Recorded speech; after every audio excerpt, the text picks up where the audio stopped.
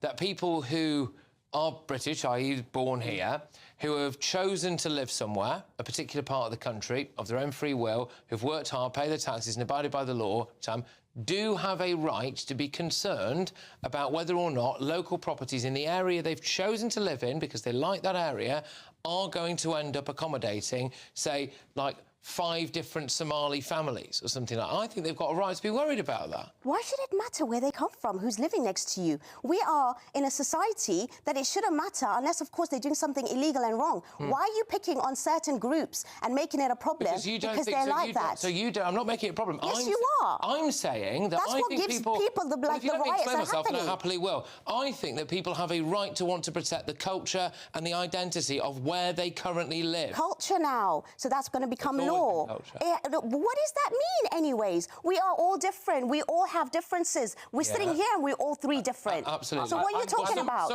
You are now picking about certain people from certain groups, and you are actually now demonising them because that's a problem. I do care. British people saying that they have a right to want their own country. What, just by their own people? Is that what you're saying? To be a more homogenous and less kind of breakneck speed, rapid demographic change. That might not bother you, but it does bother some people, and they have a right to be bothered. Well, that's not British values to have that kind of problem when you have that kind of, like, association with colour and caste and all of that kind of stuff. God, I've never mentioned colour or caste once. I've mentioned culture. There are loads of different aspects to that. There's so many different cultures within the British nationals. Do you know what I mean? You go to Wales, you go to Scotland, you go to up north, you go Midlands. It's all about that. OK, what I will say about that is I think it's exactly that kind of attitude that leads to people getting incredibly angry, and it doesn't help. No, it's your attitude that leads to people that are jumping on the bandwagon and causing these riots. Absolute rubbish. There's 2 elements that concern me. One is purely about numbers and how we administer the country